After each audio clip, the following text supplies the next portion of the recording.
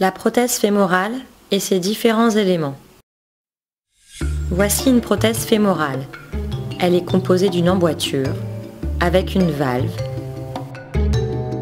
d'une articulation, ou le genou, avec sa manette de déverrouillage, d'un tube et d'un pied. Voici le manchon que le patient va mettre lors du port de la prothèse. Il est constitué de deux faces, la face externe, lisse, et la face interne, adhérente. Le bonnet élasto-compressif que le patient va porter en dehors du port de la prothèse pour maintenir un volume stable du moignon. Avant de mettre la prothèse, il est important de vérifier l'état cutané du moignon. Il ne doit pas présenter de flictène ou ampoule, ni plaie. Si l'état cutané vous semble suspect, il est conseillé au patient de porter la prothèse le moins possible et de contacter le médecin ou le prothésiste. Pour mettre en place la prothèse, le patient est en position assise. Retirez le bonnet élasto-compressif.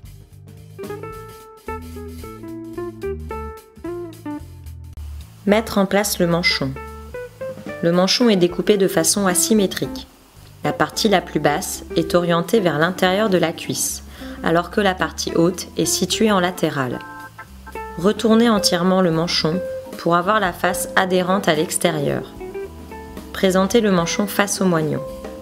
Veillez à ce que le trait noir se retrouve devant. Déroulez le manchon sur le moignon sans faire de plis jusqu'en haut. Le manchon est bien mis quand il n'y a pas de poche d'air, pas de plis et que le trait noir est sur l'avant de la cuisse.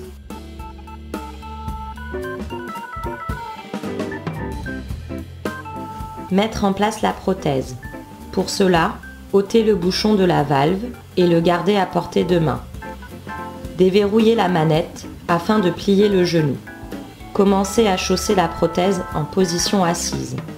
Vérifiez qu'aucun vêtement ne rentre dans l'emboîture.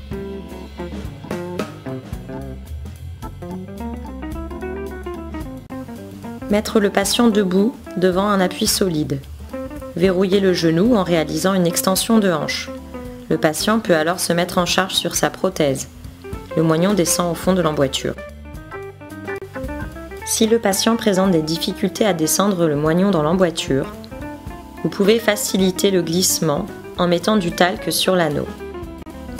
Vérifiez que le moignon est bien au fond de l'emboîture en passant un doigt par le trou de la valve. Fermez la valve en remettant le bouchon. Enfoncez-le entièrement. Contrôlez la bonne mise en place de la prothèse. En position assise, le tube tombe perpendiculairement au sol. Le patient peut ensuite réaliser ses transferts ou se déplacer avec une aide technique adaptée.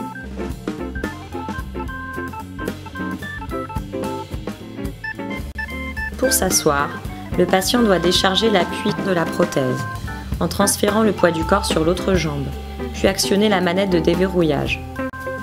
Pour enlever la prothèse, asseoir le patient avec l'aide des accoudoirs, puis retirer la prothèse en enlevant le bouchon de la valve, puis le manchon. Revérifiez l'état cutané du moignon. Vérifiez l'absence de rougeur qui ne disparaîtrait pas en quelques minutes après le retrait de la prothèse. Veillez à l'absence de flictène ou ampoule, de plaie ou tout autre changement suspect. Enfilez le bonnet élasto-compressif et passez sa ceinture autour des hanches.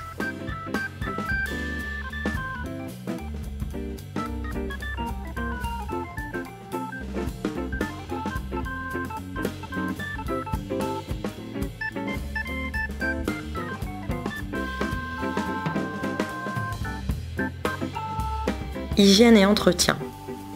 Une surveillance régulière de l'état cutané du moignon est nécessaire, car en cas de lésion cutanée, le patient se retrouve dans l'incapacité de mettre sa prothèse jusqu'à disparition de la lésion ou autorisation médicale. Nettoyez la face interne du manchon, la face adhérente, après chaque utilisation avec du savon neutre. Bien rincer.